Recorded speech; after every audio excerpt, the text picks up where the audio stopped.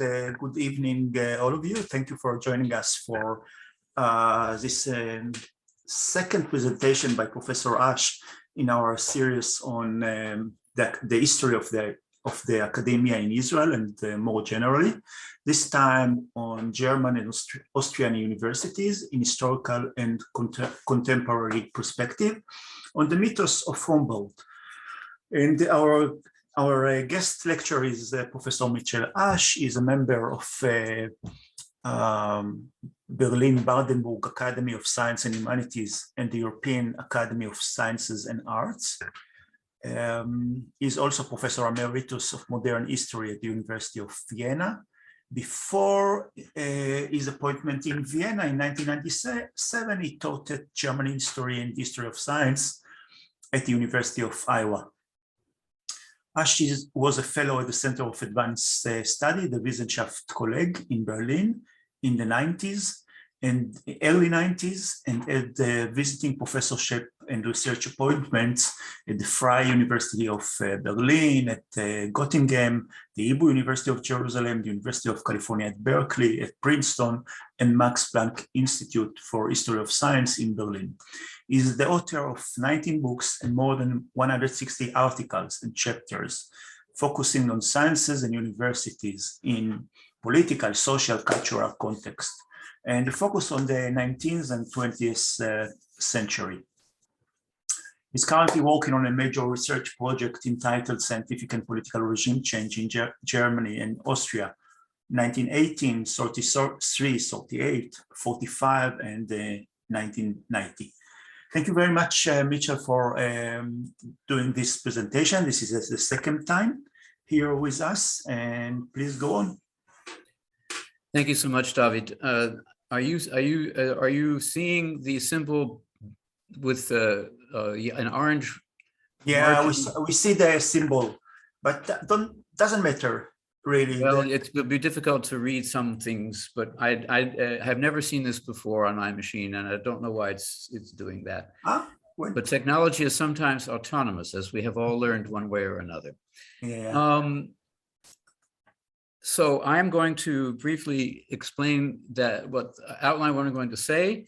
As you can already see, I differentiate between Humboldt and Humboldt in quotes, and I'll explain what I mean by that at the start, and then talk about multiple roots of the German research university model, which is often identified with Humboldt alone, which is mistakenly, and then briefly, very briefly, run through the apotheosis, betrayal, and reconstruction of the Humboldt ideal up to the time of the mass higher education in Germany from the 1970s onward.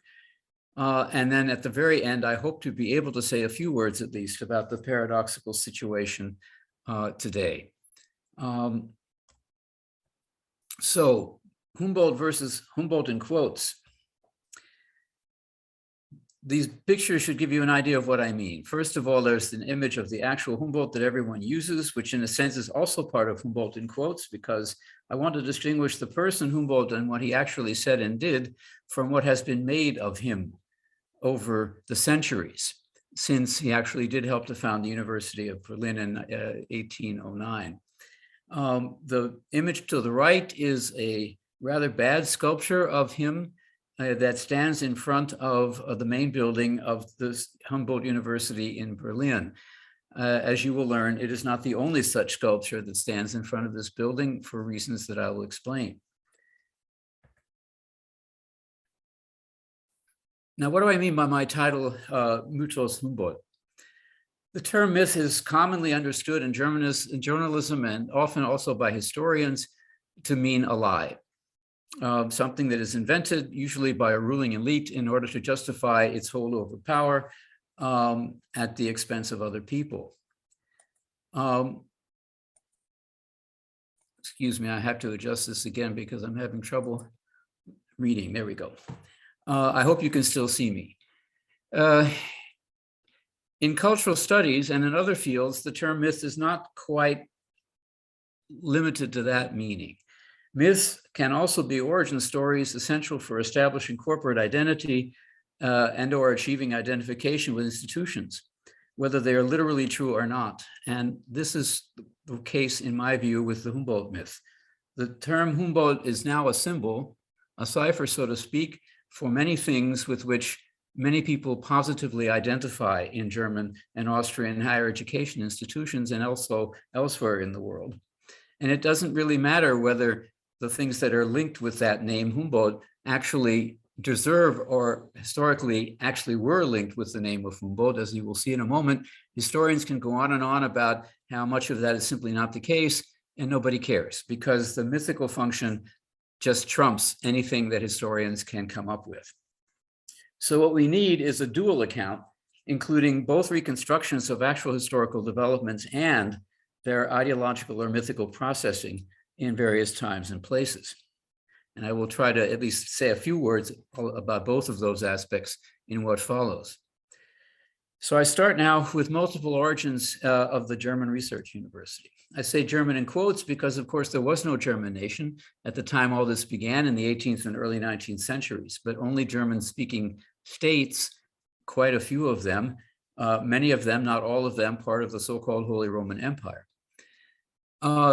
Research has pretty much established by now that the model of the German Research University that is now linked with Humboldt's name actually begins much sooner in many places, most prominently, but not only, at the University of Göttingen, which was founded in 1735.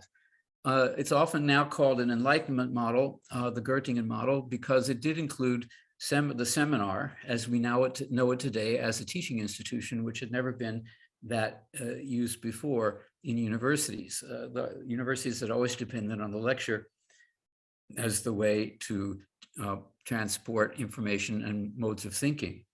Humboldt studied at Göttingen briefly as a young man, and he may have snapped up some of what was taught there and integrated it into his proposals. But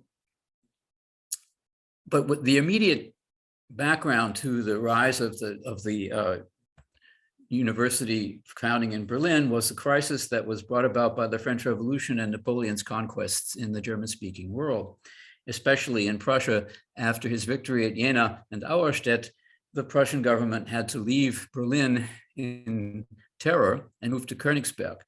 And it was in this time that the Prussian reforms, well known to German historians, were enacted as a way of reacting to Napoleon by basically showing we too can modernize our state without conquering all of Europe and causing so much blood and suffering. In Habsburg Austria, the opposite happened, as we know, under Metternich, a reactionary regime that resisted all such reforms. In Prussia, there were multiple contributors to the debate about how to reform German universities, from whom Humboldt took a number of essential ideas. Among them are Immanuel Kant, Friedrich Daniel Schleiermacher, the theologian, but not Johann Gottlob Fichte, although he was the person Humboldt appointed first to be professor of philosophy in Berlin. In Kant's work, The Conflict of the Faculties, published in 1799, Kant advocated for the independence and equal standing of the philosophical faculty, now often called the Faculty of Arts and Sciences. At this time, it was a so-called propaedeutic or preliminary faculty that people had to take courses in before they went on to the real university faculties of medicine, law, and theology. And you will note the difference of the functions involved. The philosophical faculty was responsible in Kant's time for what we would now call general education and did not train anyone for a profession.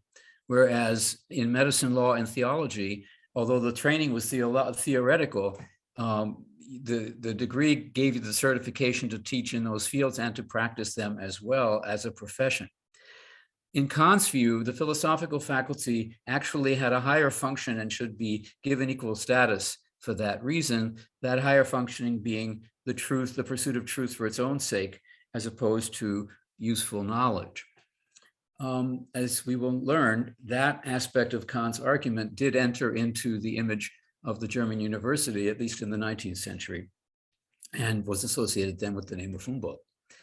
The theologian Friedrich Daniel Schleiermacher did teach in Berlin as opposed to Kant, and he participated in the debate with an essay called Occasional Thoughts on Universities in the German Sense, and also developed a theory of the lecture, which I find extremely interesting. because for him, the lecture was a learning experience beyond the transport of information, which is still considered to be, whether that's good, true or not. He believed that if you question textbook knowledge, you would draw the students into your orbit, get their attention, and then help them to pursue knowledge by means of asking questions and establishing conceptual foundations for answering them appropriately. A theory of the lecture which I find quite fascinating and which were enacted more often today. This is Prince Heinrich's palace. That was the brother of Frederick the Great. When he died in 1802, the building became free, and Humboldt saw this as an opportunity to establish his university in a dignified setting, and of course, symbolically also link it with the royal family, which is in fact what happened. The university was never named after Humboldt while he lived. It was named the Friedrich Wilhelms University. The king at that time, Prussian king, became the personal patron of the new university. And that's a long tradition in German universities to name universities after the prince of the state in which they're founded.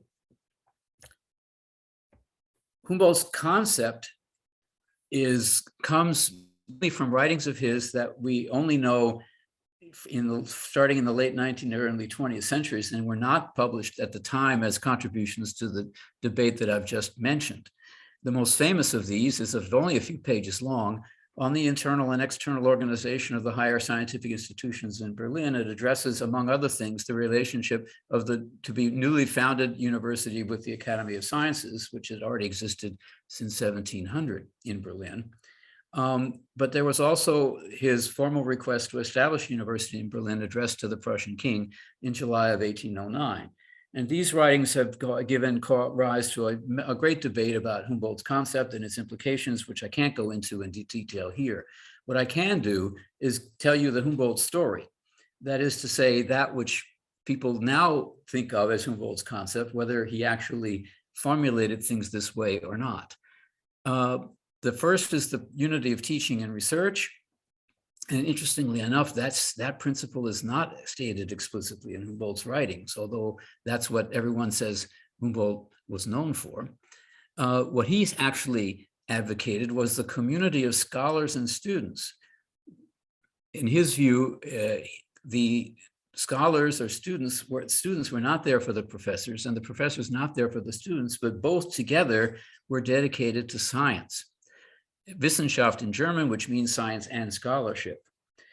For him, the seminar was a model of that kind of scholarly community in which students and faculty work together to arrive at knowledge. Sounds very utopian. If anyone who's taught a seminar today would think of it as utopian, and I'm fairly sure that Humboldt himself understood that this was a utopian idea.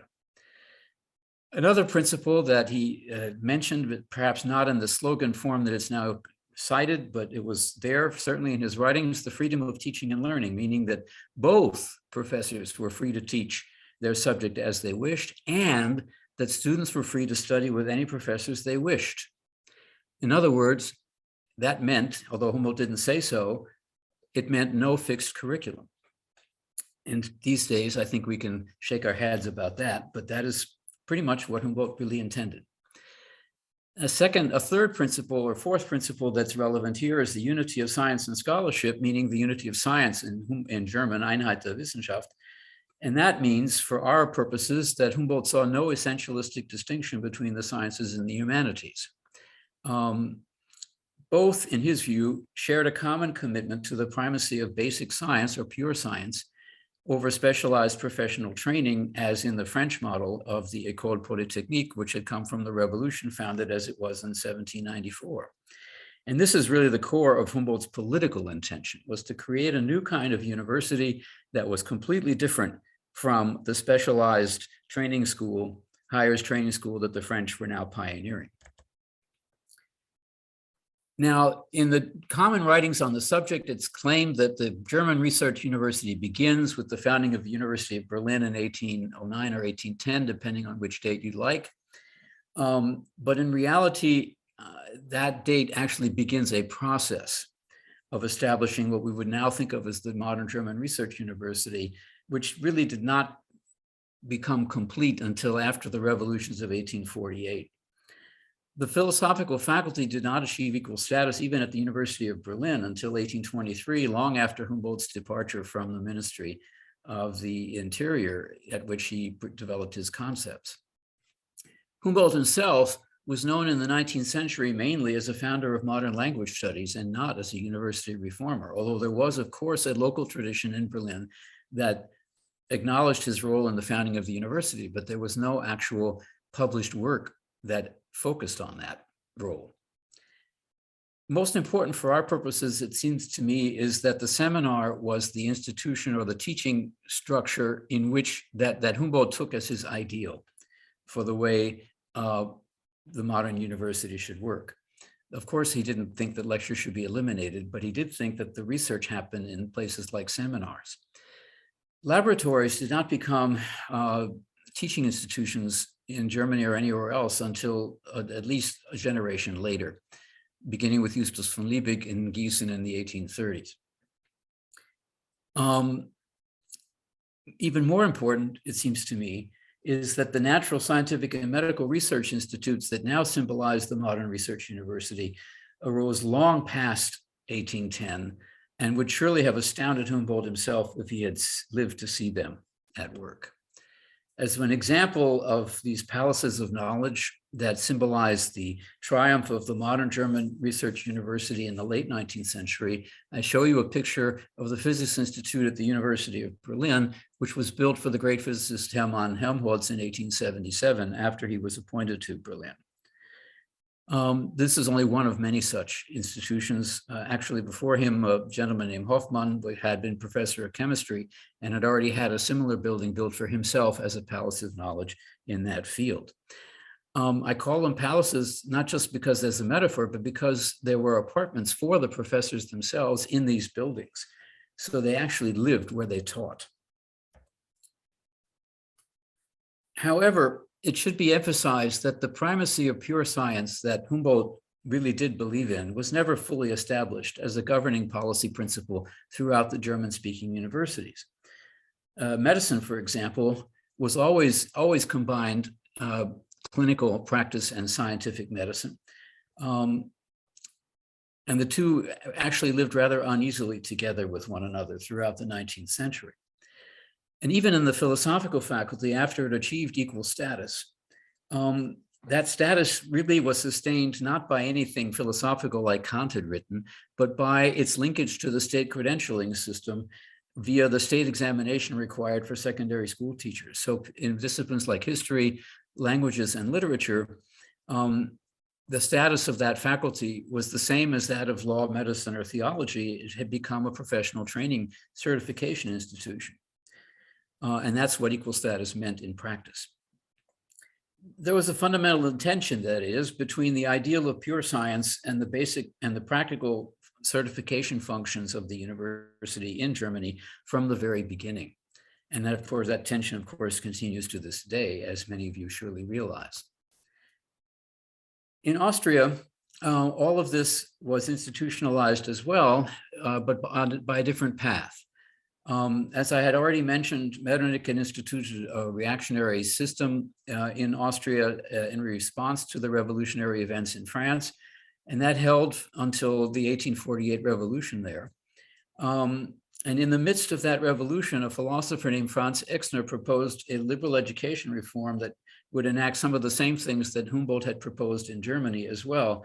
And that stretched, as Humboldt's ideas also did, from the basic elementary school through the high school into the universities. It was a complete reform of the entire system that he was proposing. And central features of that system were, interestingly enough, taken on by Education Minister Count Leo Thun von Hohenstein, although he was working within a legitimist reactionary regime after 1849, when the Education Ministry was finally founded. He decided that he could take on some of these liberal principles, such as the reform of the philosophical faculty, the autonomy, relative autonomy of faculty members, and the appointment of professors, the freedom of teaching, not the freedom of learning, I should add, but the freedom of teaching.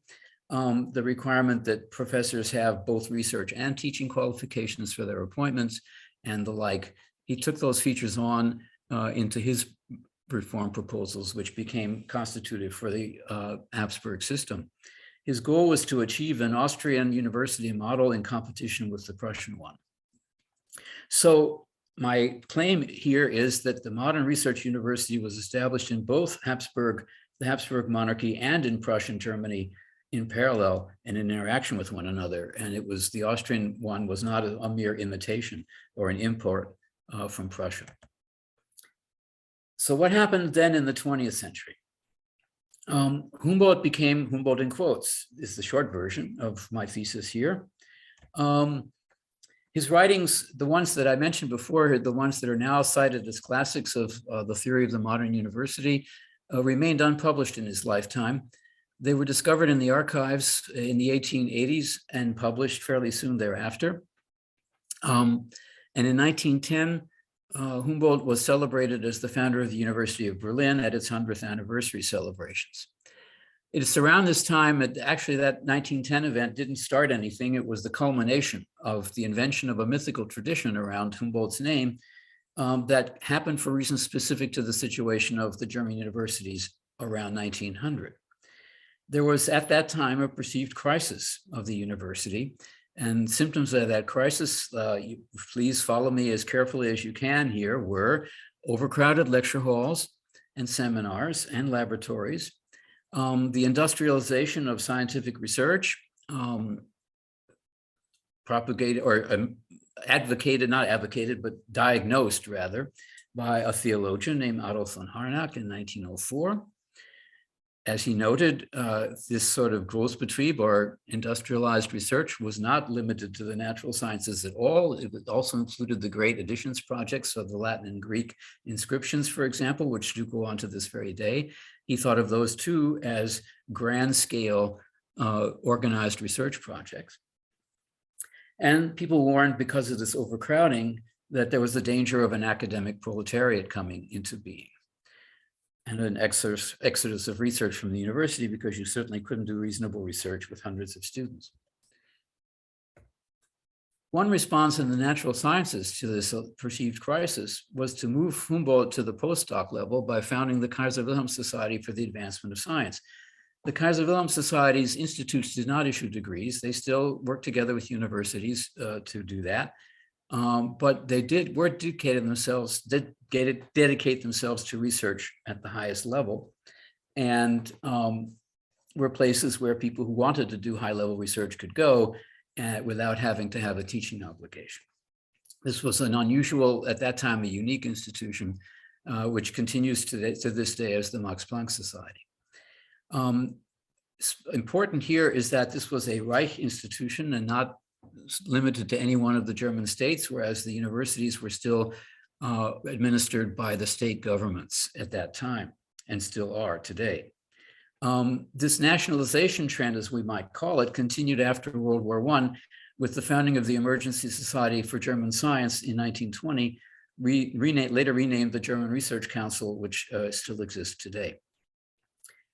For me, these are examples of a German tradition. You innovate by establishing new institutions rather than changing the old ones. And that's has gone on for a long time in Germany. Only recently has that changed. For humanists, however, the name of Humboldt became a symbol for a renewal of the supposedly classical humanistic German university ideal, which then became linked symbolically with Humboldt's name. And that meant in practice that the adherents of that ideal remained at odds with modernity for the next 100 years. Under Nazism, I think it's fair to say we can constitute a betrayal of Humboldt. Humboldt himself was a true liberal, not a Democrat, small d, but a liberal for sure. And he would have been deeply dismayed by what happened under Nazism to higher education. It began with the dismissal of more than 20% of faculty at all higher education institutions due to the law for the reconstruction of the German civil service, which was not a higher education law, but was meant to purge the entire civil service, either of political people whose politics, shall we say, social democrat or liberal, made them unsuitable or candidates for disloyalty in the new regime, and or because their descent was not Aryan, that is to say, Jews and those who were descended from Jews, whether they themselves were Jews or not. The impact of this law was not spread evenly over the German university. I think it's important to emphasize that. It was much higher in chemistry, mathematics, physics, and other fields related to these, where there were, in fact, more people of Jewish descent than there were in other fields like geology, for example, or German studies. In the same year, almost the same time, there was a higher education student law that was passed that it limited enrollment of so-called non-Aryans to 1% by law, which was the percentage of Jews in the population of the German Reich at that time.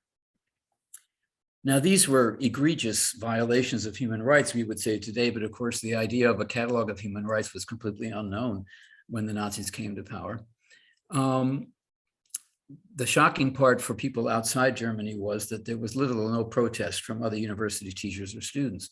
One would have thought that they were committed to the freedom of teaching and learning, but when that freedom was simply withdrawn by the new regime, almost no one protested. A few did, very few. I can name their names later if you want to know them, but most did not. The Nazis' efforts then to so-called, to unify training at universities, the organization of universities, and also try to unify the content of what was taught in the sense of Nazi ideology, were not all successful. I say largely successful in the organizational sense, although the faculties remained in place. But the attempt to Nazify particular branches of science actually was not successful. I'll go into that if you want, certainly later. In general, however, it's fair to say that the Humboldtian freedoms that I had listed above were supplanted by willing or opportunistic collaboration with the regime on the part of most professors, or at the very least by fearful neutrality.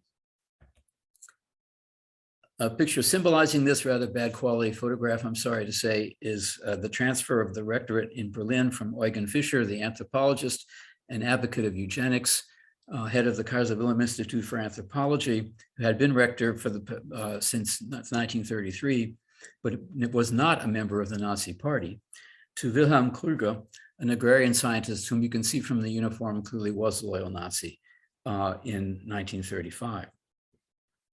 I could go on about this in great detail, but there is no time. Parallel to this is a similar destruction of university freedoms in fascist Austria. Two laws that symbolize this, or actually embodied this destruction, were the Higher Education Enabling Act of the 1st of July, 1935, and the Higher Education, so-called education law, Hochschulerziehungsgesetz in German, also published that same day. The Education Enabling Act permits state interference in nearly all university affairs and made the police station that already existed in the university main building permanent. You couldn't ask for a clearer symbol of state control over higher education. The so-called education law revised the task of universities to include, alongside research and teaching, also the education of students to become moral personalities in the spirit of patriotic community. That sounds rather vague, but of course it meant ideological indoctrination. The required lecture that was supposed to achieve this was entitled Education in Worldview and Citizenship. 1938 is often symbolized in Vienna with this image here. This was the audience at the inaugural lecture of the anatomist Eduard Pernkopf as Dean of the Medical Faculty at the University of Vienna. The title of his lecture was National Socialism in Science. And in that lecture, he actually does make a great deal of medicine's role as an applied science in the sense of selectionist eugenics. So in a certain sense, he did advocate the Nazification of medicine at the University of Vienna, and not just in terms of changing the teaching staff, but in terms of changing the content of medical science. He himself was famous for his topographical anatomy of the human being, the first volume of which had already appeared in 1937. The other volumes the two more volumes appeared during the Nazi period. And out of one of those volumes, you can see a kind of Nazification, a symbolic one, at the bottom of the image. If you look at the signature of the artist and sees how he uses twisted crosses, integrates it into his signature. Perhaps more important for our purposes is that the so-called material, the human material, as the Germans called it, for these anatomy books came from the dissected bodies of executed prisoners, the numbers of which increased dramatically under Nazism in Austria. After 1945, in Germany, in particular in the west of Germany, the Federal Republic of Germany, FRG, the full professors and the state governments reestablished their control over higher education. They rejected Nazi-era centralization, as they called it, and thought of freedom as the freedom for if you were a state government official, the freedom to organize universities independently of the central government.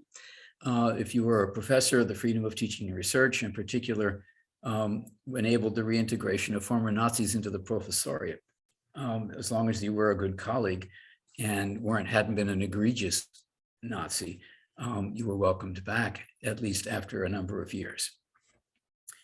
In the Soviet zone, on the other hand, and in the GDR, the German Democratic Republic, things were somewhat different. Higher education there became a place for predominance by the Socialist Unity Party and for the enactment of strict curricula designed to fulfill the needs of a planned economy. However, they did choose to name the former University of Berlin after Humboldt, but not just Wilhelm and his brother Alexander. And the idea was to say that socialism and humanism were compatible with one another. And that was their claim. Now, one can imagine what Wilhelm and Alexander von Humboldt would have said, but this is the kind of thing that shows how freely one can operate with symbolic names. In West Germany, after 1960, the so-called opening of the universities occurred. And that meant two things. It meant the expansion of existing universities and the founding of new ones to enable far more people to go to university than ever before in German history. But at the same time, there was an effort by some of the reformers to maintain Humboldt's ideals, indeed even to revive them and to claim that one could enact them even in the mass university. And I find it ironic that Dieter Langewischer, the university historian, has been able to show that the stock phrases from the Humboldt story that I've already quoted at the beginning of my talk begin to be cited frequently in rectors' addresses in West Germany from the 1970s onwards. This means that the name of Humboldt became an all-purpose label just when the idea he actually advanced had begun to lose any meaning in the context of mass higher education.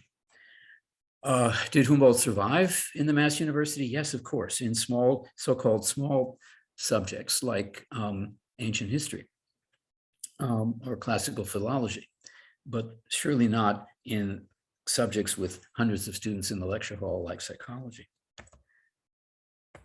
Symbols of the mass university are images like this. I won't make you guess what university that is. I'll tell you that it's the University of Bochum in North Rhine-Westphalia. And this is Bielefeld. And this is the main hall of the Bielefeld University. The picture comes from the 1970s, but it looks very much like this even today. So these are symbols of what we would now call mass higher education. And one reaction to the power of the Ordinarien or full professors in the West German universities was 1968. But 68 symbolizes more than one thing. The first was, of course, the revolts of the students of those, not only of that year, but of many years before and after. But it also meant a reform of university governance. The so-called tripartite system with representation by the full professors, but also by middle-level staff and students in university governance. The original idea was to have each of those three parties have equal say in university committees, but a Supreme Court ruling of 1973 stated that in commissions that were charged with the appointment of professors, the professors had to be in the majority. In the German Democratic Republic, 1967 and 1968 were the years for university reform laws that restated or stated for the first time, actually, quite directly, that the purpose of universities in the socialist state was to produce qualified scientific workers and, quote, socialist personalities, unquote. And it was in that year, 1968, that the Prague Spring was suppressed, and students who protested against that quashing of the Prague Spring, in part also by East German troops who were marched at the forefront of this quashing movement, were expelled from East German universities. In Austria, at about the same time, only a few years later, a new organization law for universities established the tripartite system of governance there also, but with a twist. The Mittelbau, the so-called middle-level staff, had a much stronger role in this organization than in the West German system, because many of them achieved permanent tenure, as middle-level staff also did in the GDR. Now I finally come to the near present. I can't do that without first at least mentioning unification, because the fall of the wall really did have a major impact, ending the division of Germany, or the fall didn't do it, but the negotiations afterwards did lead to the end of the division of Germany. And that was only achieved on the basis of an agreement that, in essence, the GDR would join the Federal Republic. There was a Constitution of the Federal Republic had two possibilities for achieving unification, and that was the one that could be achieved most quickly. So the East German voters voted for that. It has to be said. That was not dictated to them by the West. They voted for it. And that had an impact on higher education, quite literally, in that the East German universities simply adopted the West German universities' personnel structures. And that led to complete havoc, because the West German system had more full professors and fewer middle-level staff than the East German system did. And that meant that many actually people who were positively evaluated, middle-level staff members with tenure, had to be dismissed because there was no position for them anymore. So this is what unification as West Germanification meant for these people. It meant the loss of employment. After this havoc had been enacted and carried out over a number of years, starting in the middle of the 1990s, evaluitis, as the Germans call it, took hold. And interestingly enough, this mass evaluation process began with the evaluation of the institutes of the East German Academy of Sciences by the West German Science Council in 1991. And it was at that time that the West Germans got the idea that they actually could evaluate a whole bunch of institutions at the same time and actually achieve fundamental change that way. So they applied that to all of the extra university research institutions like the Max Planck Society in the course of what they called a Systemevaluation in the late 1990s. Sadly, what could have been a positive process in which institutions would dialogue with the state about how to improve themselves was connected with financial problems of that very state, which were in part the result of the higher costs of unification, costs that were much higher than anyone had predicted they would be. So that the word evaluation became synonymous with cost cutting. This was not a necessary thing for it to happen like that, but that is indeed what happened.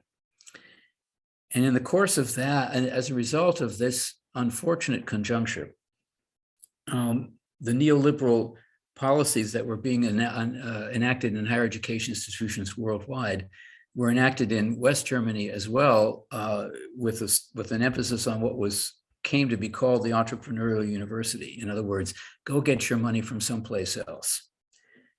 Third-party funding became and has become the predominant source of funding because the state is not in the position to provide sufficient funding to cover both teaching and research at universities in the age of mass higher education. Symbolic of this shift was the so-called Excellence Initiative of 2004, now called the Excellence Strategy. Now, this move to differentiate the quality of various institutions and saying that some German universities were better than others was not entirely new. In reality, almost everyone knew that some German universities were only of regional significance, whereas others were known internationally. What the Excellence Initiative did was to make this public knowledge. But a more fundamental change was that the so-called excellence clusters, large research groups pursuing multidisciplinary programs at these institutions and others that were also included in the Excellence Initiative, achieved a level of power within the university that made it possible for them to go around the Senate and other established academic governance institutions and talk directly with the rector and even appoint professors. That was a revolutionary change in university governments in Germany. Parallel to this, but not exclusively, not directly related to it, was the establishment of the so-called Bologna process, which began in 1999 in the city of Bologna, and therefore it's called that, but was actually a multinational or transnational project, not a project of the European Union, by the way, but goes much broader than that.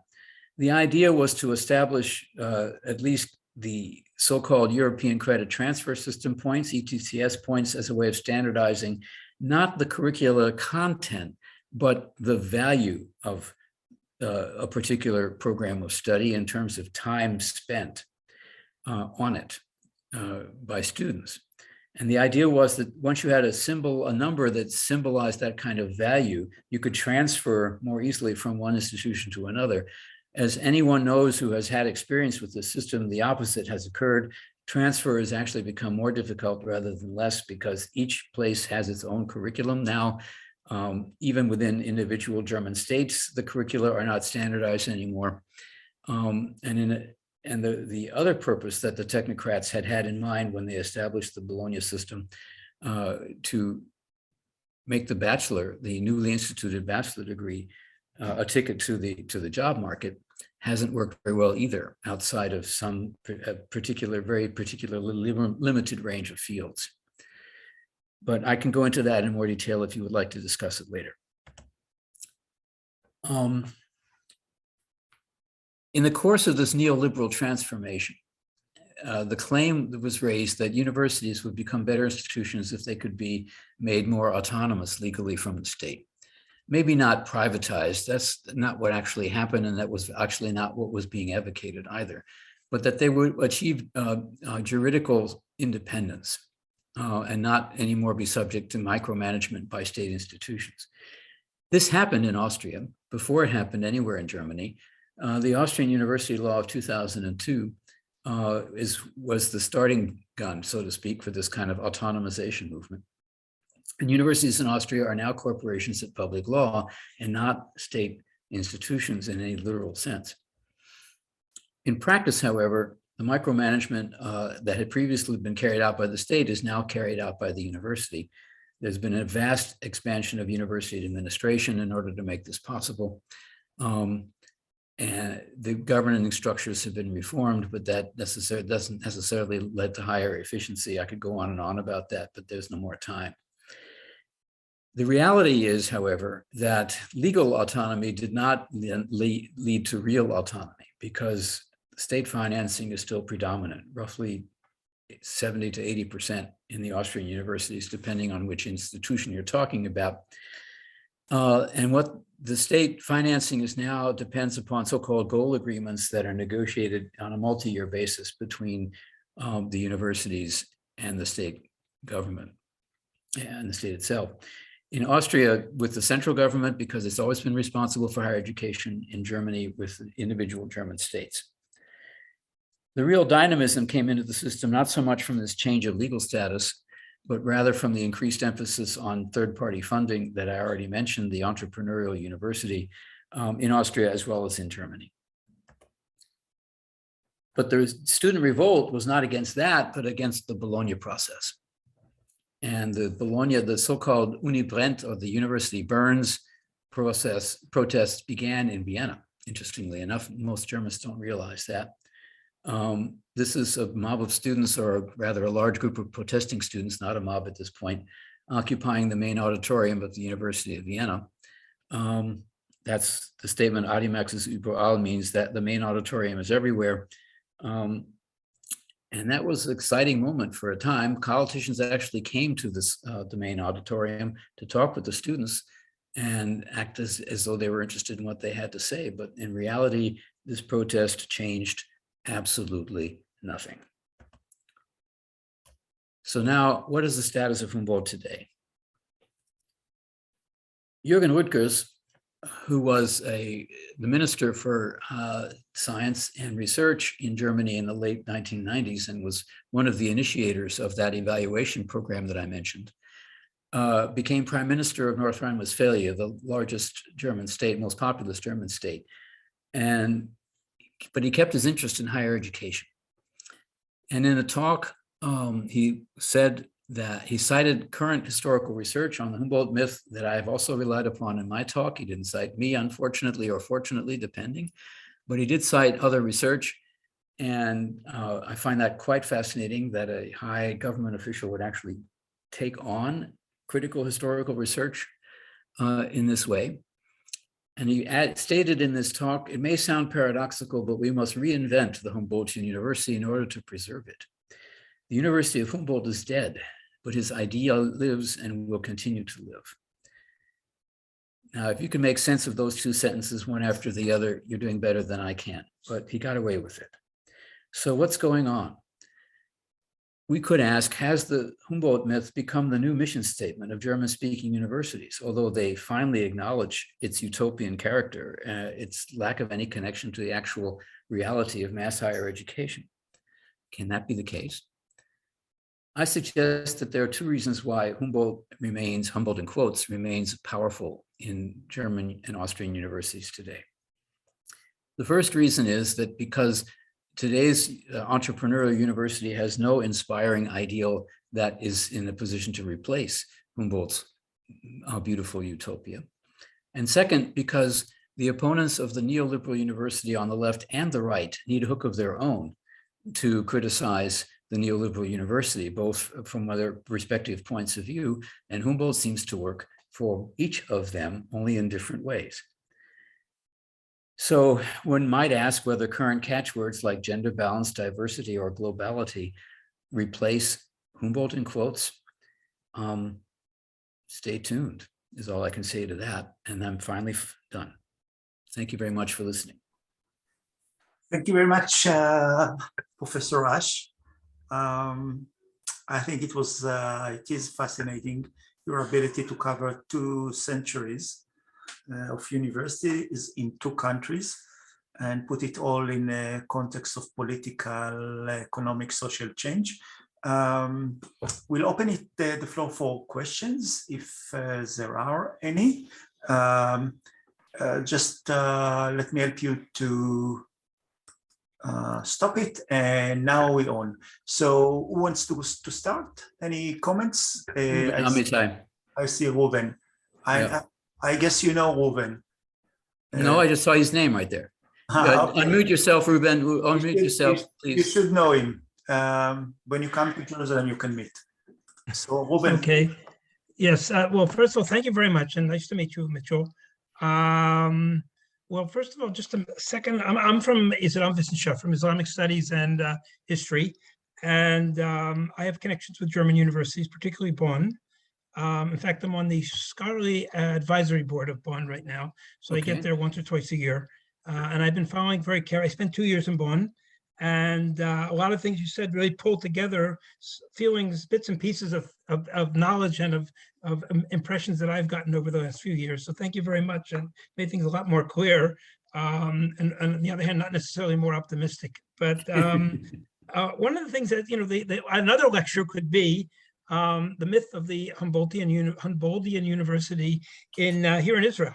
Or German universities in general. They don't always say the word Humboldt, but they'll talk about some mythical time also in Israeli academic prehistory when we had the real German universities, the Technion and the Hebrew University, and the good old days, or sometimes the good old days. And one of the aspects of that myth is that professors didn't have to do anything except teach and do research, and they weren't too concerned with administration. And my impression is that even 100 years ago, that may not have been the case.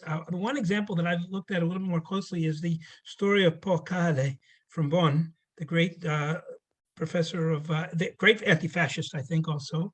But him and his wife, and also professor of Islamic studies and Semitic languages, and who left Germany in 1938. And I got a feeling that he was pretty busy.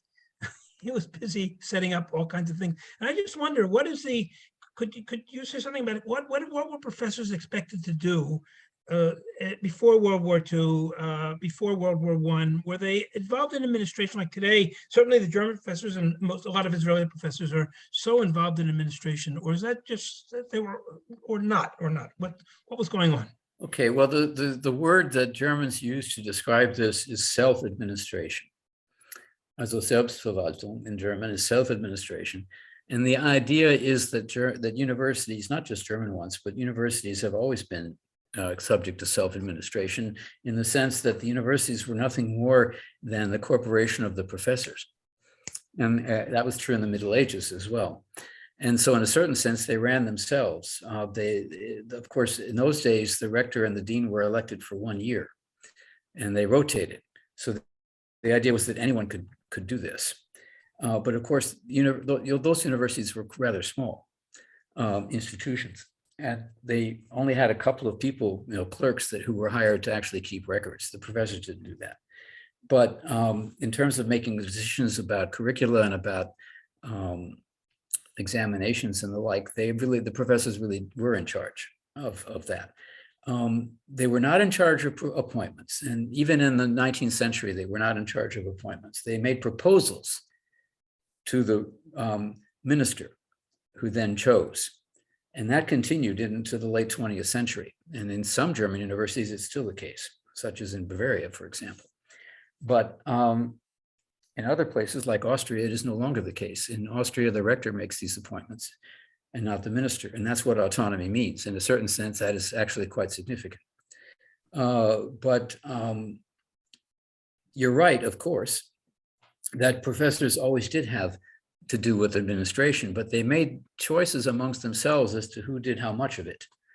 Now that's just administration of the institution.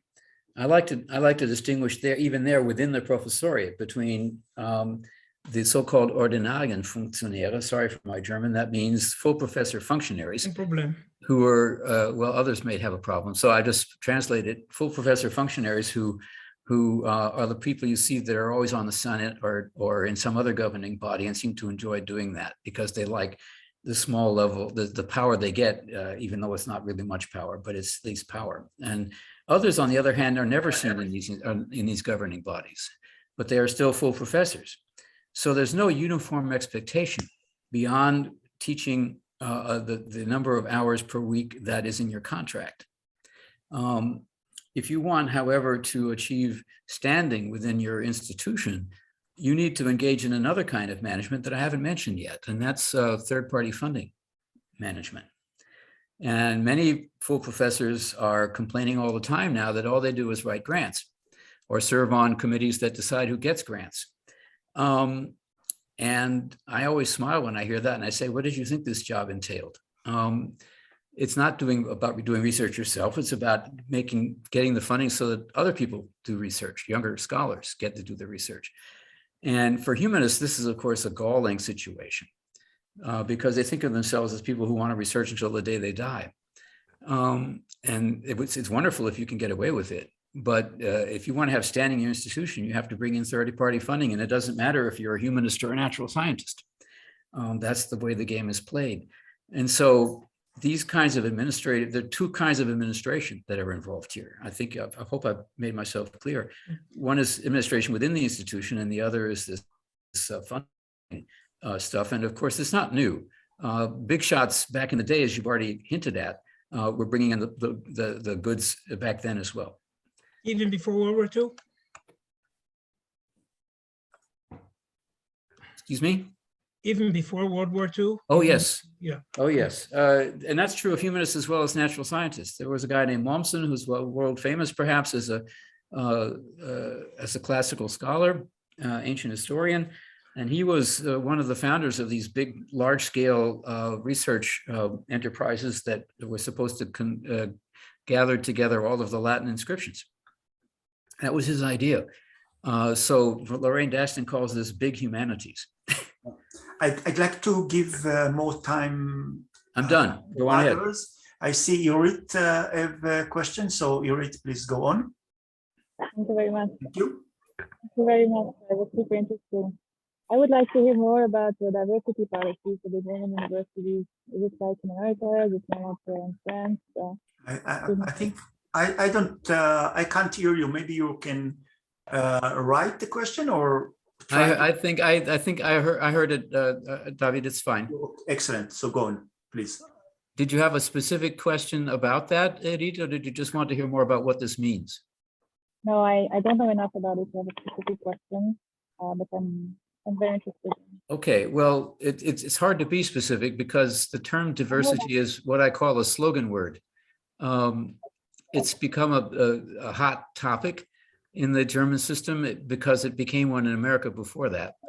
And they're still sorting out what they mean. In particular, whether diversity means more women or whether it means more than that. And I would hope that it means more than that. In reality, you want gender balance and diversity as two different goals. If you really want to improve the composition of university faculties in the sense of social justice. The debate, of course, is raging on these issues because there are still many faculty who do not think that social justice is something that universities are there for. Therefore they say, look, we're not a social justice institution. If you want to have more women, then legislate it. But if we choose the best scholars and scientists, and it doesn't matter whether they're black, brown, green, or female, or male or trans, if they're good scientists, we take them. And so the debate along those lines is still going on in the German system. In the American system, it's pretty much been decided in favor of diversity. Well, thank you. Thank you first for this very informative and interesting lecture. And I guess I want to ask about the relationship between what you call the mythos Humboldt, and the ideal that still survives in various forms and retains importance and meaning in contemporary universities in various ways. So, of course, the ideals of Kant or of Humboldt were utopian ideals, and no ideal is ever fully implemented or can ever be fully implemented. And there's always a distance between reality as it develops historically and the imaginative ideals that people advance. But that is not to say that the ideal is irrelevant. Sometimes it does become irrelevant, of course. Some ideas do become irrelevant. I guess the ideal of a classless society is no longer relevant today. But often ideals remain relevant even though reality has its contingencies and difficulties. Now, you seem to be quite cynical, quoting that politician from Nord Rhine-Westphalia about the continuing relevance of the Humboldtian ideal. And I wonder, were you not too cynical about it? And is it not the case that some of these ideals retain relevance even in today's entrepreneurial and neoliberal university systems? So that's my question. I think I can answer that. I tried to suggest, I talked about a beautiful utopia, by the way. I didn't say utopia without modifiers. I actually admire Humboldt's ideals.